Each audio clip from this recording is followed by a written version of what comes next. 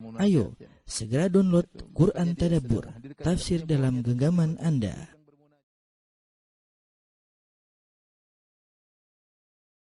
Bismillahirrahmanirrahim. Assalamualaikum warahmatullahi wabarakatuh. Alhamdulillahi ala ihsanih wa syukru lahu ala taufiqihi wa amtinanih. Asyhadu an la ilaha illallah wahdahu la syarika lahu ta'ziman li sya'nih. Wa asyhadu anna Muhammadan abduhu wa rasuluhu da'ila ridwanih. Allahumma salli alaihi wa ala alihi wa ashabi wa ikhwani. Para ikhwan dan akhwat yang dirahmati Allah Subhanahu wa taala, kita lanjutkan bahasan kita dari syarah hadis Al-Arba'in An-Nawawiyah. Kita sampai pada hadis yang keempat, yaitu al-a'mal bi khawatimiha, bahwasanya amalan tergantung dari penghujungnya. Saya bacakan hadisnya. An Abi Abdurrahman Abdullah bin Mas'ud radhiyallahu anhu. Dari Ibnu Mas'ud radhiyallahu taala anhu, qala, beliau berkata, haddatsana Rasulullah sallallahu alaihi wasallam bahwa shadiqul masduq, telah menyampaikan kepadaku atau kepada kami Rasulullah sallallahu alaihi wasallam, inilah shadiq al-masduq, dan dialah benar dan dibenarkan. Inna ahadakum yujma'u khalqu fi batni ummihi 40 yawman thumma yakunu 'alaqatan mithla dzalik. Sungguhnya salah seorang dari kalian dikumpulkan penciptaannya di perut ibunya selama 40 hari. Kemudian demikian pula dalam bentuk 'alaqah, segumpal darah. Thumma yakunu mudghatan mithla dzalik. Kemudian dalam bentuk segumpal daging. Thumma yursalu ilaihil malak. Kemudian diutuslah malaikat kepada janin tersebut, fayanfukhu fihi ruha, kemudian meniupkan ruh di dalamnya, wa yu'maru bi arba'i kalimat, kemudian malaikat tersebut diperintahkan untuk mencatat 4 perkara. Bikatbi rizqihi wa ajalihi wa amalihi wa syaqin am sa'id. Dicatat rezekinya, ajalnya, amalnya, dia sengsara atau dia bahagia. Fa wallahi alladzi la ilaha illa ghairuhu. La ilaha illaha ghairuhu. Demi Allah yang tidak ada sembahan yang disembah kecuali Allah. Inna ahadakum la ya'malu bi amali ahli jannah. Sungguhnya salah seorang dari kalian melakukan perbuatan penghuni surga, yaitu amal saleh, hatta ma yakunu bainahu wa bainaha illa zira', sehingga jarak dia dengan surga hanya tinggal sehasta. Fayasbiqu alaihil kitab, maka sudah kedahuluan takdir yang tertulis dalam Lauhil Mahfuz. Fayamalu bi amali ahli nar, kemudian dia pun mengerjakan amalan penghuni neraka jahanam, yaitu bermaksiat di penghujung hayatnya. Fayadkhuluha, kemudian dia masuk neraka jahanam. Wa inna ahadakum la ya'malu bi amali ahli nar, sungguh salah seorang dari kalian mengamalkan amalan penghuni neraka jahanam, yaitu bermaksiat. Hatta ma yakunu bainahu wa bainaha illa zira', sehingga jarak dia dengan neraka cuma tinggal satu hasta. Fayasbiqu alaihil kitab, maka kedahuluan alkitab. Fayamalu, kedahuluan takdir. Fayamalu bi amali ahli nar, kemudian dia mengamalkan amalan bi amali ahli jannah, kemudian di penghujung hayatnya ternyata dia beramal dengan amalan penghuni surga. Fayadkhuluha, maka dia pun masuk surga. Rawahul Bukhari wa Muslim. Hadis riwayat Bukhari dan Muslim. Hadis ini dibuka dengan perkataan Ibnu Mas'ud dari Nabi sallallahu alaihi wasallam, yaitu Nabi as-shadiqul masduq, benar dan dibenarkan. Kenapa Ibnu Mas'ud menyampaikan hal ini? Karena hadis ini bercerita tentang hal yang gaib, hal yang gaib.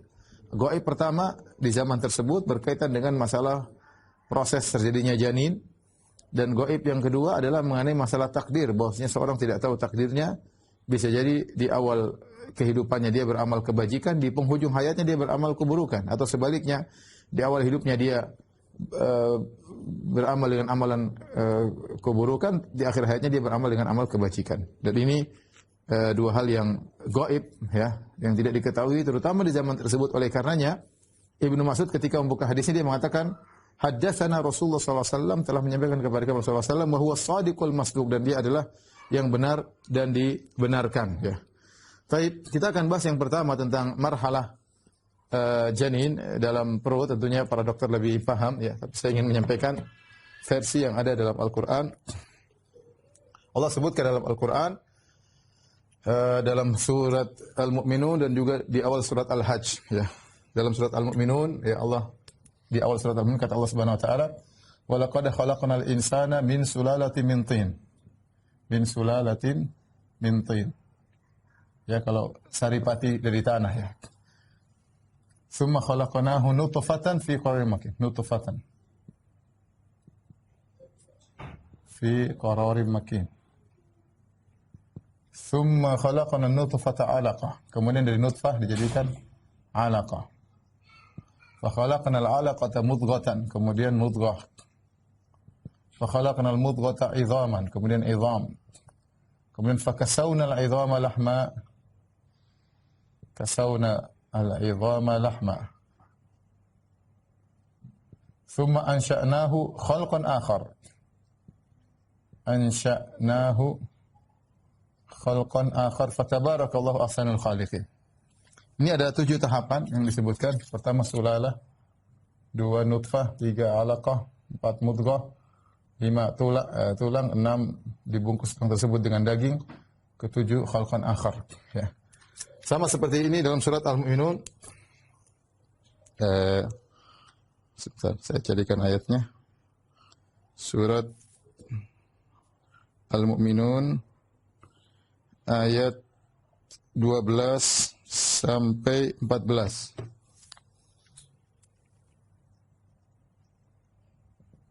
Empat 12 sampai 14.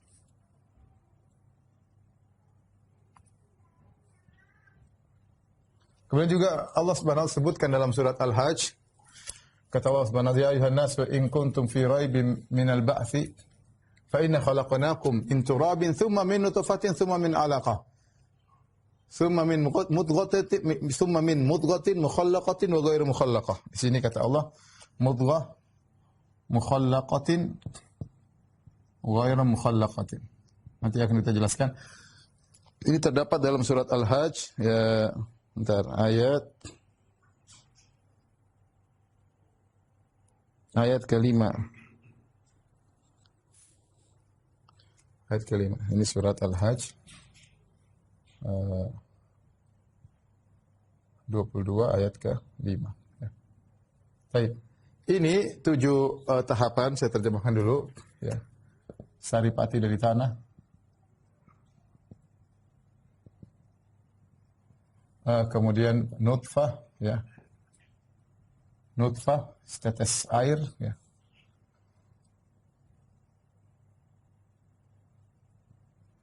Kemudian alaqah, yaitu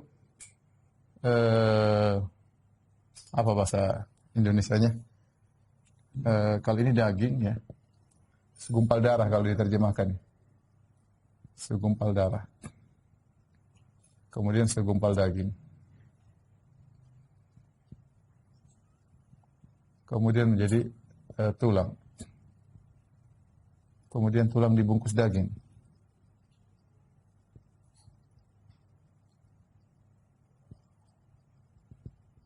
Kemudian khalqan akhar, proses tersendiri, cepat, tersendiri.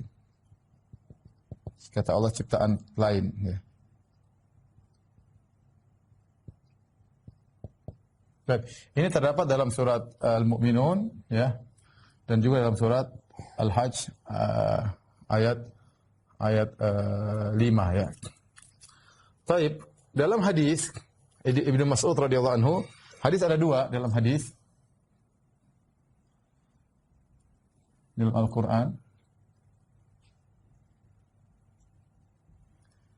Dalam hadis kita punya 2 hadis. Pertama hadis Ibnu Mas'ud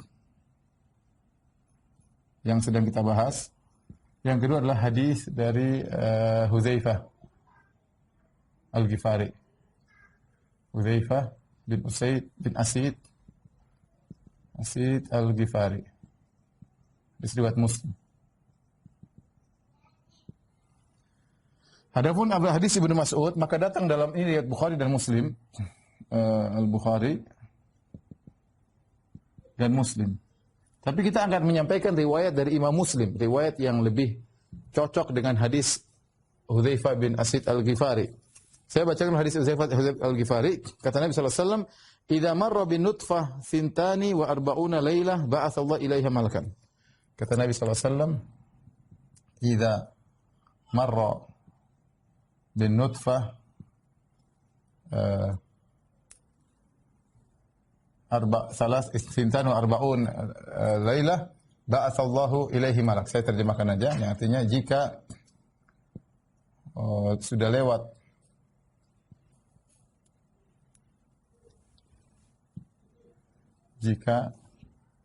usia nutfah sudah lewat 42 hari, maka Allah mengutus malaikat.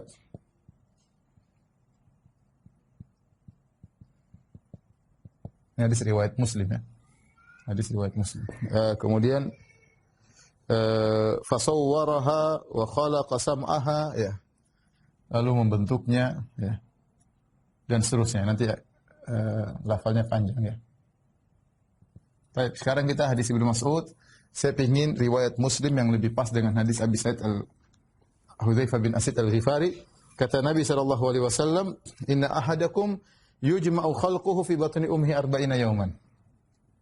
Ya, sesungguhnya salah seorang dari kalian dikumpulkan penciptaannya atau pembentukannya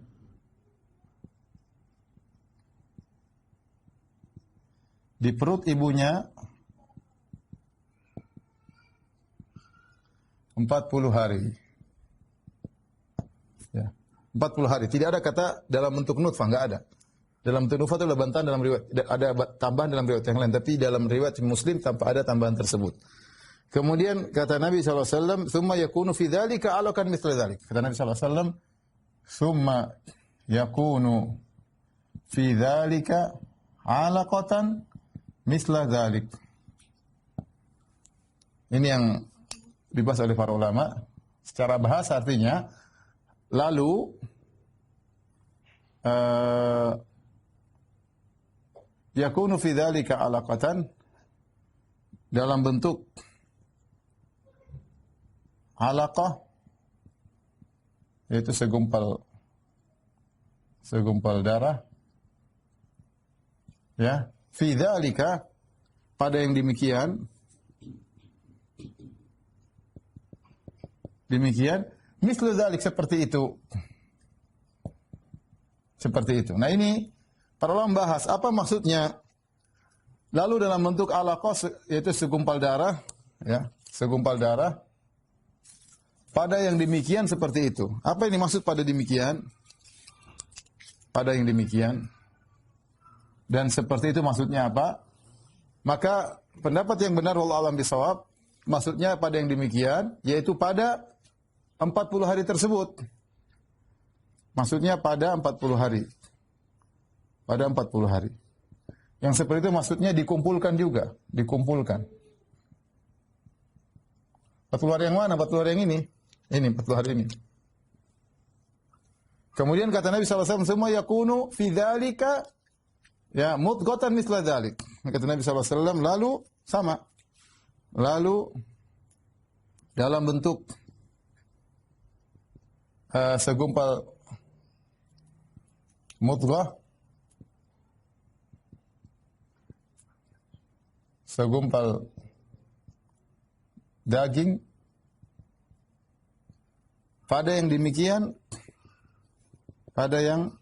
demikian seperti itu. Ya. Lalu Allah utus malaikat, lalu diutus malaikat kepadanya.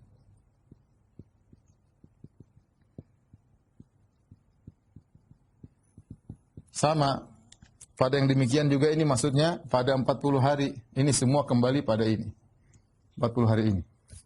Yang seperti itu maksudnya dikumpulkan pembentukannya. Sama. Saya ingin menyampaikan riwayat Muslim ini karena sebagian orang menerjemahkan hadis ini dengan begini, ya, dia terjemahkan, sungguhnya salah seorang dari kalian dikumpulkan pembentukannya dalam perut ibunya 40 hari dalam bentuk mani. Setelah itu 40 hari berikutnya dalam bentuk alaqah, dalam bentuk segumpal darah. Kemudian 40 hari berikutnya dalam bentuk mudghah. Jadi 120 hari, 3 bulan, 4 bulan. 40 hari nutfah, kalau terjemahan yang biasa orang terjemah, dan itu menurut saya kesalahan ya. Nutfah 40 hari. Kemudian alaqah, segumpal darah 40 hari. Kemudian mudghah 40 hari. baru kemudian setelah itu diutus malaikat. Berarti malaikat meniup ruh setelah janin 120 hari. Dan ini pendapat sebagian ulama, sehingga mereka mengatakan jika terjadi pengguguran sebelum 4 bulan, maka dosa, tapi bukan pembunuhan, karena ruhnya belum ada. Sehingga kata mereka jika janin usianya kurang dari 120 hari, ruhnya belum ada, karena peniupan ruh terjadi setelah 43 kali ini. 40 pertama, 40 kedua, 40 ketiga. Namun terjemahan seperti ini tidak tepat. Ya, ini dibantah oleh para ulama. Ini kurang tepat. Kenapa? Karena kita punya dua riwayat. Riwayat pertama dari Hudzaifah bin Asid Al-Ghifari. Kata Nabi, "Idza marra bin nutfah sintani wa arba'una lailatan," jika usia nutfah sudah lewat 42 hari, maka Allah kirim malaikat. Jadi ternyata Allah mengirim malaikat setelah 42 hari. Berarti proses peniupan ruh setelah 42 hari ke atas. Sini ada lafal 42.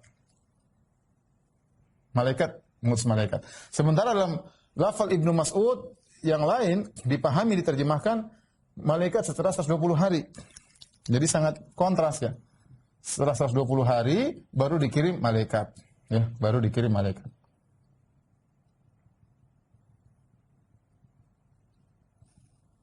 Datang dalam riwayat Muslim seperti ini yang saya terjemahkan sekarang. Jadi kata Nabi SAW, "Inna ahadakum yujma'u khalquhu fi batni ummihi." Sungguhnya salah seorang dari kalian dikumpulkan pembentukan dalam perut ibunya 40 hari. Tsumma yakunu fi dzalika 'alaqatan misal dzalik. Ada tambahan ini fi dzalika. Ini terkadang dalam sebagian riwayat tidak ada. Tsumma yakunu fi dzalika 'alaqatan misal dzalik. Yang saya artikan, lalu dalam bentuk 'alaqah segumpal darah pada yang demikian, apa yang pada yang demikian yaitu pada 40 hari tersebut. Seperti itu sama dikumpulkan. Lalu dibentuk mudghah segumpal daging, pada yang demikian seperti itu juga sama. Mudghah pada yang demikian itu dalam 40 hari seperti itu juga dikumpulkan. Sehingga proses, kalau kita dengan terjemahan seperti ini, kesimpulan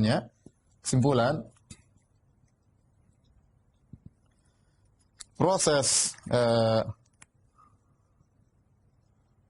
dari nutfah itu maksudnya air mani dan dengan buaidah, dengan ovum, sel telur, nutfah dan alaqah segumpal darah, dan mudghah, proses nutfah, alaqah dan mudghah segumpal daging, semuanya dalam 40 hari. Ini 40 hari tiga-tiganya. Bukan 40 hari nutfah, 40 hari alaqah, 40 hari mudghah. Itu maksud saya demikian. Ini terjemahan yang sesuai dengan kita kompromikan dengan hadis Hudzaifah bin Asid Al-Ghifari dan zahir dari lafal Muslim. Ya. Dan ini lebih cocok pada ilmu kedokteran zaman sekarang. Ya tentu yang depan saya para dokter, mereka tentu lebih tahu. Saya cuma ingin menjelaskan ya, karena sebagian orang protes, kata mereka, "Gimana Ustaz? 120 hari itu bukan nutfah. Kalau kita ikuti perkembangan dalam janin, dalam 40 hari sudah ada bentukan-bentukan. Sudah ada mulai berbentuk, bukan cuma sekedar air mani 40 hari. Kemudian 40 hari berikutnya baru berupa alaqah seperti segumpal darah." Enggak, ternyata 40 hari pertama sudah terjadi bentukan-bentukan. Dan ini yang lebih cocok dengan hadis. Ini hadis sahih juga, riwayat Muslim. Riwayat Muslim. Hadis sahih, dan ini riwayat Bukhari dan Muslim, tapi kita mengambil lafal Imam Muslim, ya, lafal Imam Muslim. Nah, kita kembali kepada kedokteran atau menurut Al-Qur'an. Ya, saya tadi baru baca-baca tentang ilmu kedokteran. Diartikan sulalatin min tin, sulapati dari tanah, yaitu sesuatu yang sangat tipis, yang sangat kecil, sesuatu yang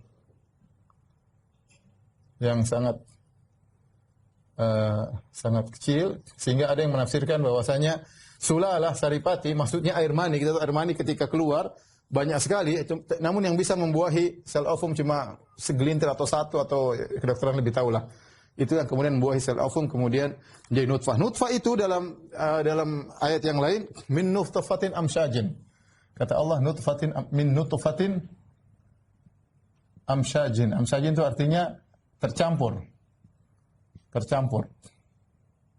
Maksudnya campuran sperma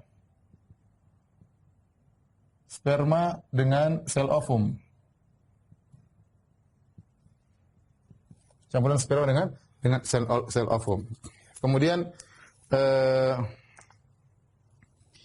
kemudian setelah itu kata Allah, "Tsumma khalaqana nutfata 'alaqah." Kami jadikan dari nutfah setes mani proses menjadi segumpal darah, ya, segumpal darah. Disebutkan bahwasanya segumpal darah dari minggu kedua, ya, sampai ujung minggu ketiga, ya. Hingga ujung minggu ketiga. Akhir. Para dokter mudah-mudahan kalau bisa kasih saya informasi, ya. Ya, ini sekedar saya baca-baca, namanya bukan bidangnya. Ya, nanti tolong diperbaiki. Kemudian disebutkan juga summa khalaqanal 'alaqata mudghah. Kata Allah dalam surat Al-Mu'minun, kami rubah menjadi 'alaqah, menjadi mudghah. Mudghah itu, 'alaqah itu asalnya seperti duda, seperti ada ulat yang dia di air, dia nempel pada suatu hewan, kemudian dia ngisap darah hewan tersebut. Ya. Kondisi nutfah dalam minggu kedua sampai akhir minggu ketiga masih bentuk alaqah, seperti lintah kecil yang dia bisa mengisap, masih darah, dia seperti mengisap darah, ya. Kemudian setelah itu Allah rubah dari alaqah menjadi mudghah. Mudghah yaitu pada hari ke-22, mulai dari awal minggu keempat, hari ke-22, ya, sampai ujung minggu ke-6, akhir minggu ke-6, akhir minggu ke-6, akhir minggu ke-6. Yang di sini Allah sifati dengan mudghah tersebut, Allah sifati dengan mukhallaqah, berbentuk. Mukhallaqah artinya berbentuk. Kemudian ghairu mukhallah, tidak berbentuk, tidak berbentuk. Jadi segumpal daging tersebut bukan dia ada bentuknya, prosesnya dari minggu keempat sampai minggu ke-6. Ini mulai terjadi ada bentuk-bentukan dalam, namun mulai ada bentukan dalam gumpalan daging tersebut, ya. Mungkin organ-organ tubuh mulai terbentuk dan seterusnya. Kemudian Allah katakan, "Tsumma khalaqnal mudghata idhaman." Kami rubah dari mudghah menjadi tulang. Dan itu terjadi, ya, pada awal minggu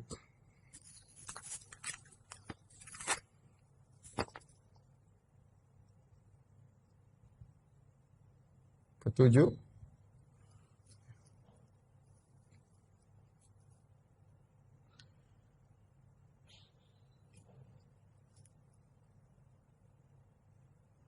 sampai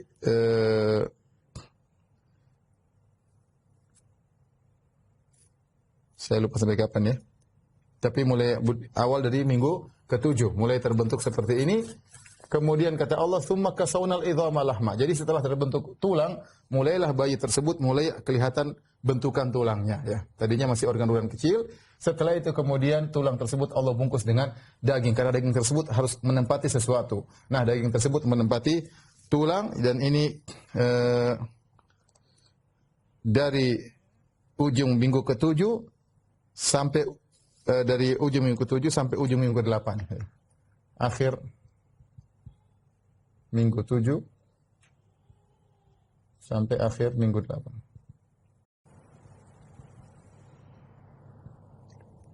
Kemudian setelah itu kata Allah, "Tsumma ansha'nahu khalqan akhar." Kami jadikan bentuk yang lain, penciptaan yang lain, yaitu dari awal minggu ke-9. Maksudnya kata para ulama bahwasanya pada akhir minggu ke-8 bentuk sudah lengkap, ya, tapi masih dalam bentuk sangat kecil. Mulai minggu ke-9, minggu ke-10, minggu ke-2 sampai minggu ke-12 mulai membentuk. Begitu 12 ke atas, maka pertumbuhan sangat cepat sehingga menjadi bayi yang sangat jelas. Ini maksud saya, kenapa di awal hadis kata Ibnu Mas'ud, wa huwa shadiqul masduq. Sungguhnya Rasulullah SAW benar dan dibenarkan. Karena Rasulullah SAW bicara ini ilmu gaib. Kita bayangkan ini ilmu ini 1400 tahun yang lalu nggak ada yang tahu. Bagaimana proses? Siapa yang pernah lihat perut manusia kemudian dari sini nggak bisa. Tapi Allah kabarkan proses ini dalam dalam Al-Quran, dalam surat Al-Mu'minun, dalam surat Al-Hajj. Kemudian didukung dengan hadis Nabi SAW dengan hitungan 42 hari. Ya. Maka beginilah yang bisa kita tampilkan menurut hadis maupun dalam Al-Quranul Karim. Para dokter mungkin bisa kasih masukan kepada kita sebagai bahan ilmiah. Ya. Cuma dari sini kita tahu, dari berdasarkan hadis ini, kesimpulan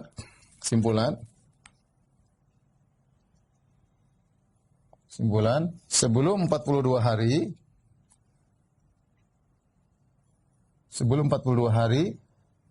belum ada ruh. Setelah 42 hari kapan ruh ditiupkan? Maka khilaf di kalangan para ulama. Ada khilaf. Sebagian ulama mengambil firman Allah Subhanahu wa taala, summa sawwaka, kemudian Allah menyempurnakan wa nafakha fihi min ruh, summa sawwaka wa nafakha fihi min ruhi, wa nafakha fihi min ruhi. Thumma sawwahu wa nafakha fihi min ruhi. Dalam surat Sajdah kata Allah Subhanahu wa taala, thumma sawwahu wa nafakha fihi min ruhi. Kata Allah, lalu kami sempurnakan penciptaannya dan kami meniupkan padanya ruh. Kalimat sempurna di sini summa sawwahu, ya. Itu Allah menyempurnakan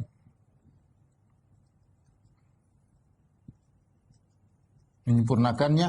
Kata sebagian ahli bahwasanya itu berarti ini pada tahapan sebelum ansha'na khalqan akhar, itu minggu ke-8. Setelah itu baru ditiup ruh. Karena ini proses semua, proses sampai kata Allah, wa tsumma kasawna al-'idhama lahma, kami bungkusi daging tersebut dengan tulang tersebut dengan daging. Setelah itu Allah mengatakan tsumma ansha'na khalqan akhar, kami berikan penciptaan yang lain. Setelah itu prosesnya cepat. Nah, sebagian ulama berpendapat bahwasanya ruh ditiupkan setelah minggu ke-8. Itu di awal dari marhalah yang ke-7. 1 2 3 4 5 6 7. Di sinilah awal ditiupkan ruh, mendapat sebagian ulama. Ya. Awal ditiupkan ruh. Namun, intinya sebelum 42 hari belum ada ruh. Dari sini tahu Pak, terutama para dokter, kalau ada dalam kondisi darurat misalnya harus melakukan aborsi sebelum 42 hari darurat, sebagian ulama masih membolehkan. Ada khilaf. Bagaimana kalau aborsi sebelum 40 hari? Sebagian ulama mengatakan tidak boleh. Pokoknya karena Allah mengatakan nutfatan fi qararin makin, kami telah meletakkan nutfah dalam suatu rahim yang kokoh. Sudah berarti enggak boleh diotak-atik, dosa. Enggak boleh kamu aborsi meskipun belum 42 hari. Tetapi kalau kamu aborsi meskipun dosa, belum dikatakan membunuh. Tetapi kalau sudah lewat 42 hari, repot. Karena malaikat sudah dikirim, entah dikirimnya lewat 40 hari atau dikirimnya setelah 8 minggu. Tapi ini ada khilaf, tapi setelah 40 hari perkaranya lebih berbahaya. Karena bisa jadi yang diaborsikanlah suatu janin yang sudah bernyawa. Itu yang jadi masalah. Ya, ini maksud pembahasan saya. Baik. Habis ini kita lanjutkan.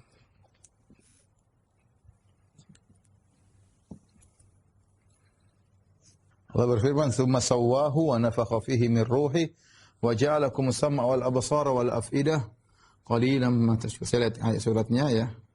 Dalam surat As-Sajdah.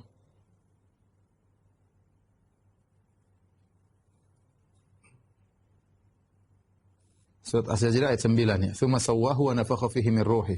Allah sempurnakan penciptaannya.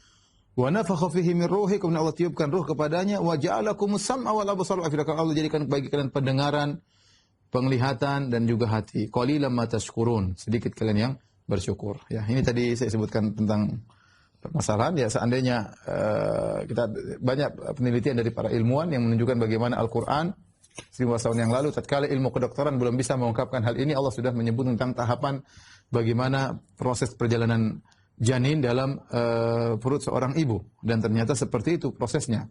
Nutfah, kemudian alaqah, kemudian mudghah, ya. Dari nutfah air mani dan percampuran air mani dengan sel ovum, kemudian menjadi alaqah seperti segumpal daging yang mengisap darah, kemudian setelah itu mudghah segumpal darah, kemudian setelah itu mudghah seperti segumpal daging yang kecil, ya, seperti daging yang dimakan, segumpal daging, kemudian di dalam segumpal daging tersebut kata Allah mukhallaqatin wa ghairu mukhallaqah, dalam bentuk ada pembentukan, dalam seperti mulai ada pembentukan, ada organ-organ tapi belum begitu jelas, tapi sudah mulai ada pembentukan. Setelah itu lebih kuat pembentukannya, Allah berikan tulang. Tsumma khalaqnal mudghata idhaman. Kami jadikan pada mudghah tadi sebagian menjadi tulang. Fakasawnal idhama lahma. Kemudian mulai bentuklah tulang tersebut. Semakin banyak dagingnya, ya. Kemudian menjadi tsumma ansha'na khalqan akhar. Kemudian kami menjadikan makhluk yang lain yang cepat tumbuh dan berkembang. Ini semua hanya dalam Al-Quran. Dan buktikan agungnya Al-Quran, ya, oleh karenanya sebagian dokter-dokter dari orang-orang kafir kemudian meneliti dan mereka mengakui akan kebenaran Al-Quran dalam hal ini. Wallahu a'lam bishawab. Taib. Yang gaib yang kedua kita berbicara masalah takdir. Karena dalam hadis kata Nabi SAW, Inna ahdakum la ya'malu bi amali ahlil jannah. Ya. Setelah malaikat datang dikirim, nah, malaikat disuruh untuk mencatat apa rezekinya, amalnya, ajalnya, menderita atau sengsara, menderita atau bahagia. Dicatat oleh malaikat. Ini takdir. Takdir. Ya. Disebut dengan takdir umri. Takdir umri. Yaitu takdir yang berkaitan dengan janin. Takdir yang dicatat berkaitan dengan janin.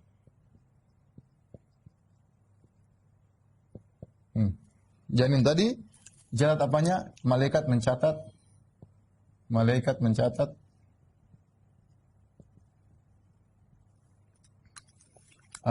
rizkinya, kemudian rizkihi wa ajali, ajalnya,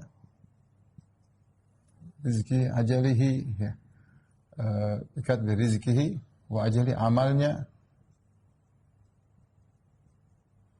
kemudian bahagia atau sengsara.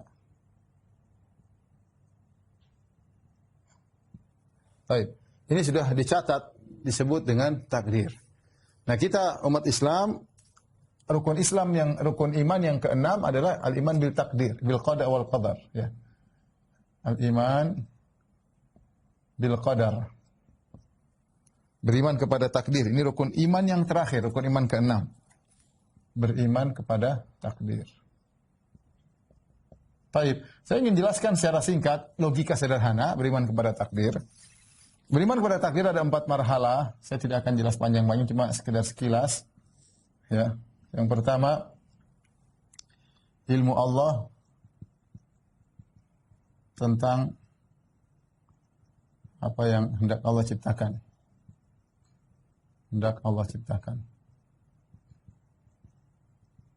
Kemudian yang kedua, Allah catat ilmu tersebut.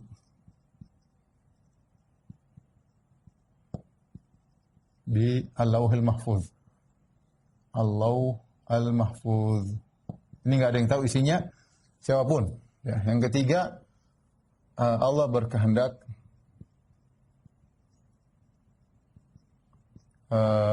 untuk mengeksekusi apa yang hendak dia ciptakan.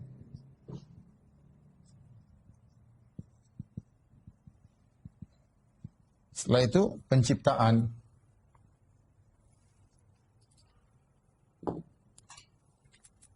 Penciptaan atau kalau kita eksekusi. Kalau saya boleh menganalogikan, jadi takdir itu ibarat seperti seorang insinyur yang ingin bikin rumah. Kalau dia ingin bikin rumah, maka dia punya perencanaan. Dia punya ilmu tentang pembangunan rumah tersebut. Kemudian apa yang harus dia lakukan, ya. Kemudian dia catat perencanaan tersebut dalam RAB-nya misalnya, anggaran-anggarannya. Kemudian dia berkehendak untuk melakukannya, kemudian dia eksekusi jadi rumah. Itu sederhananya. Maka kita bilang Allah Subhanahu wa taala adalah zat yang maha alim. Sebelum dia menciptakan semua yang terjadi dalam semesta, eksekusi ini semua yang terjadi dalam semesta.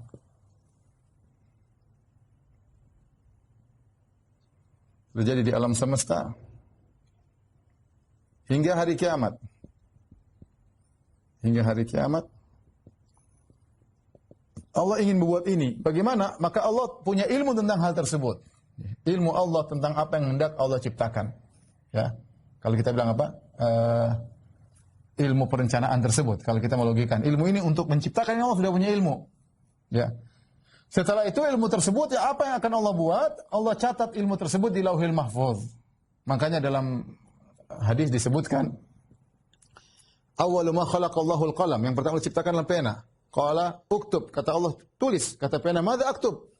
Apa yang harus aku tulis? Kata Allah uktub maqadirul khalaiq ila qiyamis saah. Catatlah takdir makhluk sampai hari kiamat.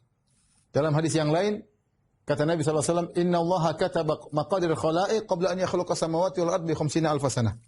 Hadisnya, sesungguhnya Allah menulis takdir makhluk 50,000 tahun sebelum Allah ciptakan langit dan bumi.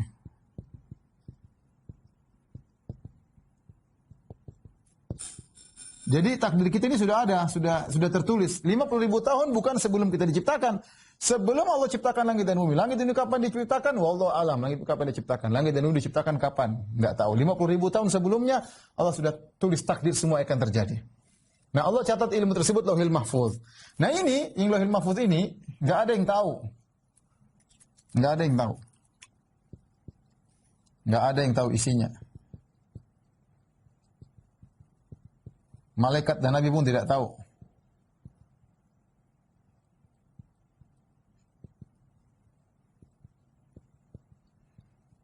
Terkadang Allah kabarkan ilmu gaib tersebut kepada sebagian malaikat, sebagian rasul terkadang. Tapi hukum asalnya tidak ada yang tahu kecuali Allah Subhanahu wa taala. Nah, ini rencana, Allah catat rencana tersebut. Kalau kita bahasa kasarnya ini rencana, ya. Ini rencana. Kemudian kalau kita mau logikakan sederhana ya. Jadi rencana, kemudian pencatatan rencana, kemudian kehendak, dikehendaki seluruhnya, disetujui,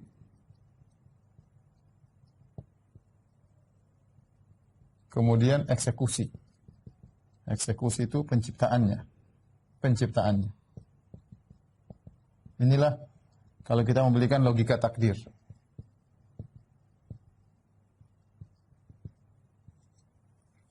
Rencana, pencatatan perencanaan, dikehendaki pelaksanaannya semua, pelaksanaan.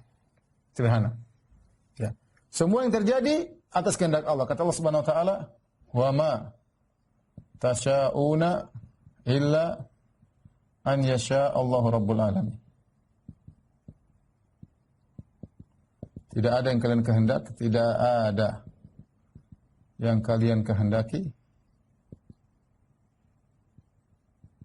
kecuali di bawah kehendak Allah.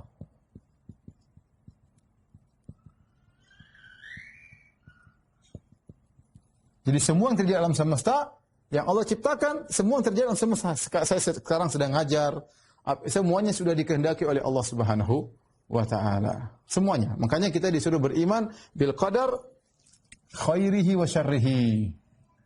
Khairihi wa syarrihi. Itu apa? Takdir baik. Beriman kepada takdir baik dan buruk.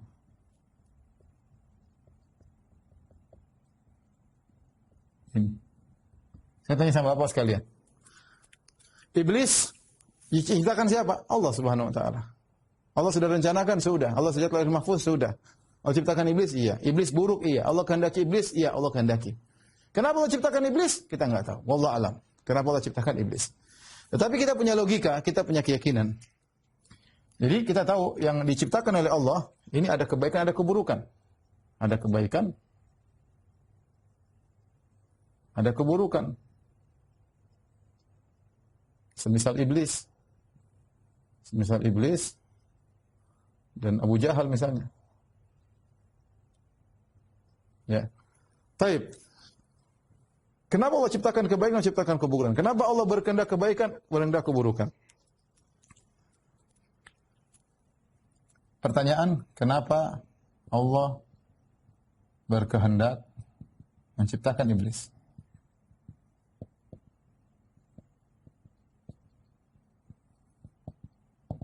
Ini Allah kasih jawaban, kata Allah, la yus'alu amma yaf'alu wa hum yus'alun. Allah tidak ditanya apa yang dia buat.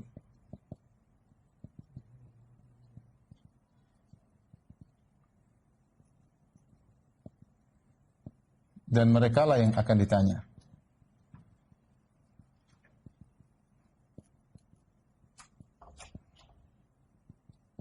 Mereka akan ditanya. Namun para ulama berusaha untuk menjelaskan. Terkadang ada keburukan yang kita lihat, tapi di balik penciptaan keburukan tersebut ada kebaikan-kebaikan yang Allah kehendaki. Sederhananya, mungkin para sederhana, misalnya ada orang sakit, kemudian dia harus diamputasi. Secara zahir amputasi itu buruk karena ada bagian tubuhnya yang harus dipotong. Tetapi di balik amputasi tersebut ada kebaikan bagi sisa jasad yang lain. Ini contoh sederhana.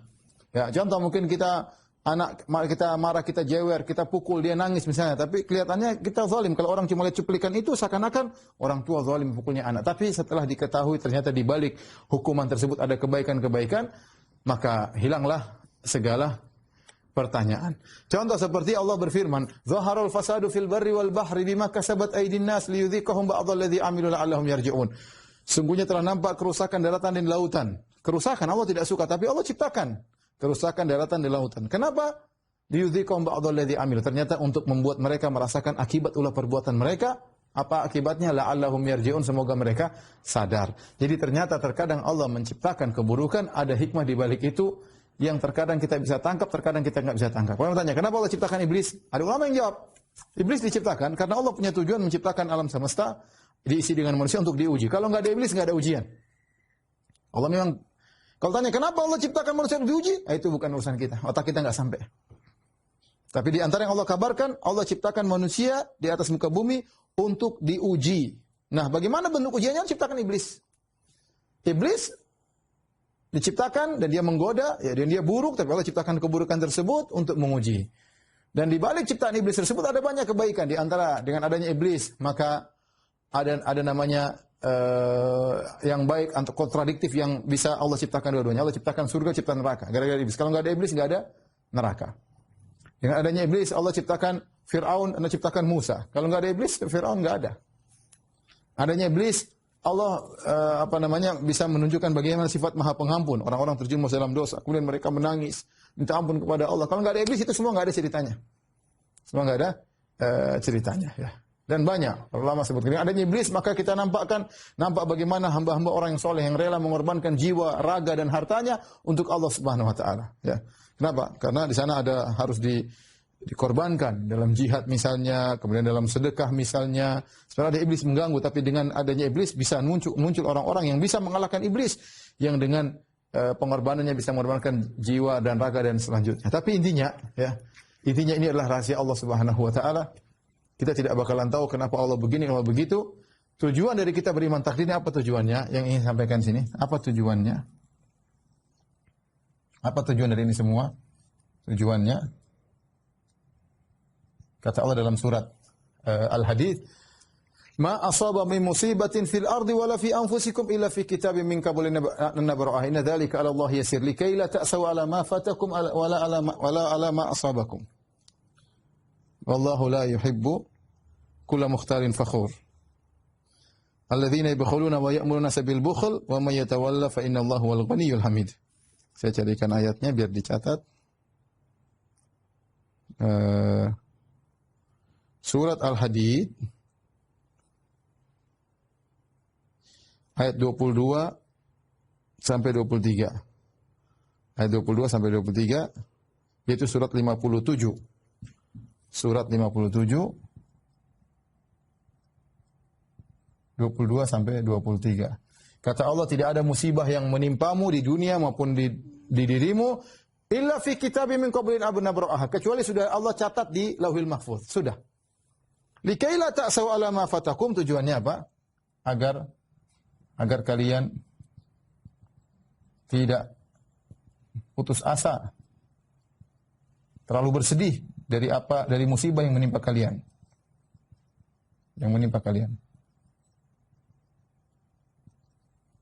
Kemudian, wala tafrahu bima atakum, jangan sombong dengan apa yang kalian miliki. Kenapa? Karena semua sudah ditakdirkan, ya. Kita musibah sudah, mau diapain? Misalnya ada mobil kita kecolongan, ya sudah, ini sudah ditakdirkan 50.000 tahun sebelum ciptakan langit. Sudah, kita jadi lebih tenang, mau diapain? Kata Nabi, ma asabaka lam yakun liyukhti'ak wa ma akhta'aka lam yakun liyusibak. Apa yang Allah catat akan mengenaimu, kau tidak bisa kabur. Dan apa yang Allah catat meleset darimu, tidak akan bisa mengenaimu. Ya. Ini maksud dari takdir. Kita berusaha, takdir rahasia. Makanya seorang ya tidak ujub dengan amalnya. Kenapa? Dia tidak tahu bagaimana penghujungnya. Penghujungnya seperti apa? Tadi Nabi mengatakan ada seorang melakukan amal soleh, kemudian hampir masuk surga, kemudian setelah kedudukan Alkitab, Lauhul Mahfuz, kemudian di akhirnya dia masuk mengamalkan amal neraka, kemudian dia masuk neraka Jahannam. Ya. Jadi ini tujuan dari belajar takdir, bukan tujuan kita bertanya kenapa Allah begini, kenapa Allah begitu. Ini bukan tujuan. Ini rahasia, otak kita tidak sampai kepada Allah. Makanya para ulama mengatakan Al-Qadar sirrullahil maktum. Takdir itu adalah rahasia Allah yang tersembunyi. Kalau antum tanya nggak mungkin. Sudah, Allah sudah bikin rencana seperti ini. Kenapa kalau gitu antum tanya, ya Allah, kenapa engkau ciptakan kami? Kenapa kau ciptakan iblis? Itu nggak boleh. Nggak boleh tanya seperti itu. Sudah, kamu jalani, Allah kasih petunjuk. Mau ingin masuk surga, ada jalannya. Masuk neraka, ada jalannya. Terserah. Kamu punya pilihan kok. Kamu bisa memilih, enggak. Kita mau makan bisa, mau diet bisa, mau ke utara bisa, ke selatan bisa. Kita bebas. Tidak ada kita terpaksa. Meskipun semuanya sudah dicatat oleh Allah, tapi tidak ada yang tahu catatan tersebut. Maka jangan seorang berkata, ya Ustaz, kalau saya sudah ditakdirkan masuk neraka, ngapain saya beramal soleh? Kau tahu dari mana kau ditakdirkan masuk neraka? Kau nggak tahu. Allah tidak suruh kau bicara masalah itu. Yang Allah suruh beramal soleh masuk surga, beramal maksiat masuk neraka Jahannam. Dan ini rahasia Allah Subhanahu wa Ta'ala. Ya, baik. Ini secara singkat tentang masalah takdir, logikanya. Dan kita harus mengimani hal tersebut karena di luar daripada nalar kita. Tujuan kita belajar takdir yaitu kita tahu bahwasanya apa yang telah terjadi sudah ditakdirkan. Enggak bisa kita hindari. Yang bisa kita lakukan adalah usaha, ya. Kalau yang mengatakan, Ustaz, saya miskin. Kalau saya sudah ditakdirkan miskin, ngapain? Percuma saya kerja, saya akan kaya. Kalau kau sudah ditakdirkan kau miskin, tidak bakalan kaya. Tapi tahukah engkau takdirmu pasti miskin? Kan kau tidak tahu. Kalau gitu mengapain kau bicara dengan sesuatu yang kau tidak tahu? Gampangannya gini. Kalau saya ditakdirkan kenyang, ya pasti kenyang. Kalau saya ditakdirkan lapar, saya pasti lapar. Tapi sekarang ada makanan di depanmu. Kau makan atau tidak? Kau kan nggak tahu takdirmu kenyang atau lapar. Kalau kau makan, berarti takdirmu kenyang. Kalau kau nggak makan, takdirmu lapar. Tapi kan kau punya pilihan mau makan atau tidak. Sederhananya demikian. Seorang kalau ditakdirkan nggak punya anak atau punya anak sudah ditakdirkan. Tapi bagaimana dia kalau ingin punya anak? Dia berusaha. Cari istri, dia nikah. Kalau ternyata dia mandul, dia tahu takdirnya dia tidak punya anak. Tapi kan sebelum dia melakukan, dia tidak tahu takdirnya. Maka takdir ini bukan berarti kita jadikan alasan untuk kita tidak berusaha. Ya, kata Nabi SAW, ihris ala ma yanfa'uk. Semangatlah engkau untuk mencari apa yang bermanfaat bagimu. Wala ta'jaz, dan jangan malas. Ya. Ya, fa in asabaka syai', kalau terjadi sesuatu, jangan kau berkata law anni fa'alta kadza wa kadza. Kalau seandainya saya begini, tentu tidak terjadi begini. Ya, tetapi katakanlah qadarallahu ma syafa'al. Katakanlah sudah takdir Allah, apa yang Allah kehendaki, itu yang Allah lakukan. Sudah. Itulah konsep kehidupan seorang muslim. Kata Nabi, saya ulangi, ihris ala ma yanfa'uk wasta'in billah wala ta'jas. Semangatlah untuk mencari apa yang manfaat bagimu. Minta tolong kepada Allah dan jangan malas. Ya. Fa in asabaka syai', kalau ada menimpa sesuatu yang kau tidak sukai setelah kau berusaha, wala taqul, jangan kau katakan law anni fa'altu kadza lakana kadza wa kadza. Coba tadi saya begini, coba tadi saya begini, tentu akan begini.